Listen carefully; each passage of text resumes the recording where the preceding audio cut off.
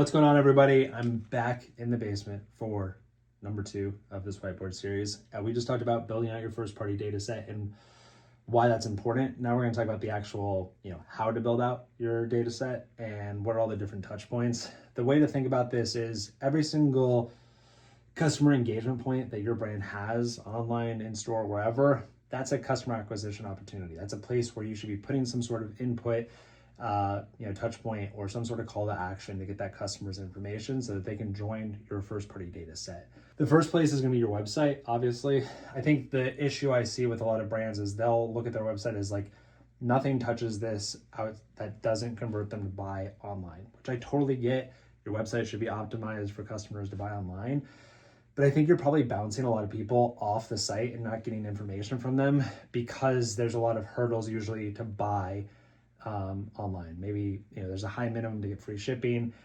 Maybe you don't ship to my state yet. Like there's so many different hurdles. So we always say like a request form is a great thing to have on your website where it's like, hey, just let us know where you shop and we'll let you know when we're available at that store nearby. But you want some sort of call to action to get that information, because if not, you're just bouncing that customer off and potentially losing them forever. The other thing is your social media.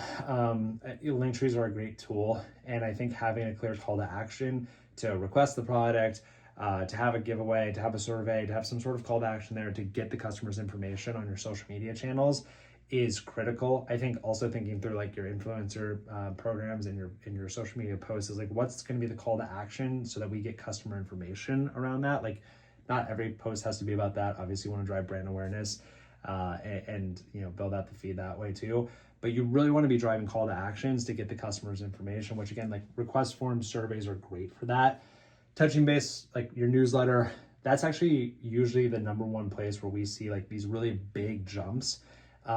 You'll have their email, you'll have their phone number, but we want to kind of flesh out a little bit more like where they shop and more information on that customer, who they are. So engaging that newsletter with like a survey or a giveaway, we always see a ton of data flow in that way.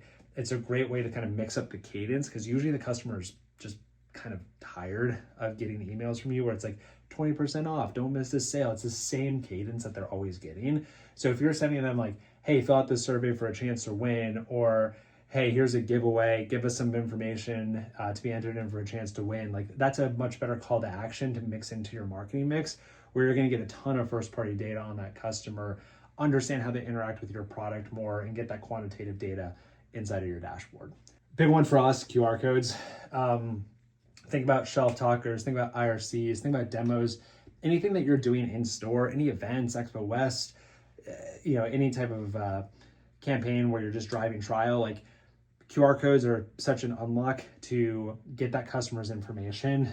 Traditional IRCs, it's kind of like put the sticker on the bottle, or traditional shelf talkers, it's like talk a little bit more about the brand to get them to buy, but you're not getting any information. You're not acquiring that customer. So where can we get a QR code on the packaging, on the shelf talker, on the IRC, at the demo to get that customer's information? And maybe it's an incentive, like scan here for $1 off, scan here for a free item, scan here for be entered in for a chance to win.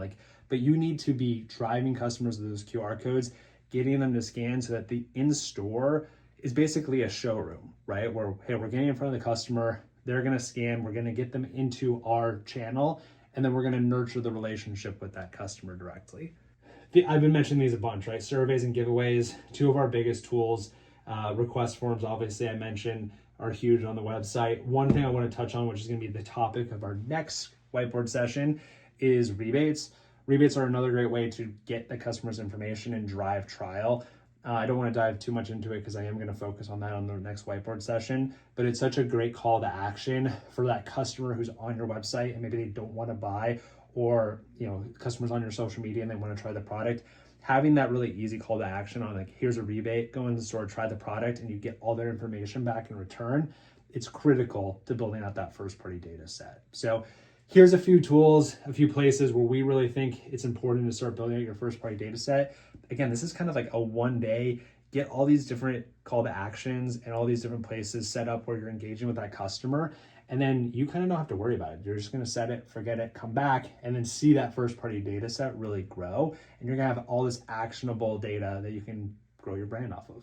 All right, we'll be back with another whiteboard session very shortly.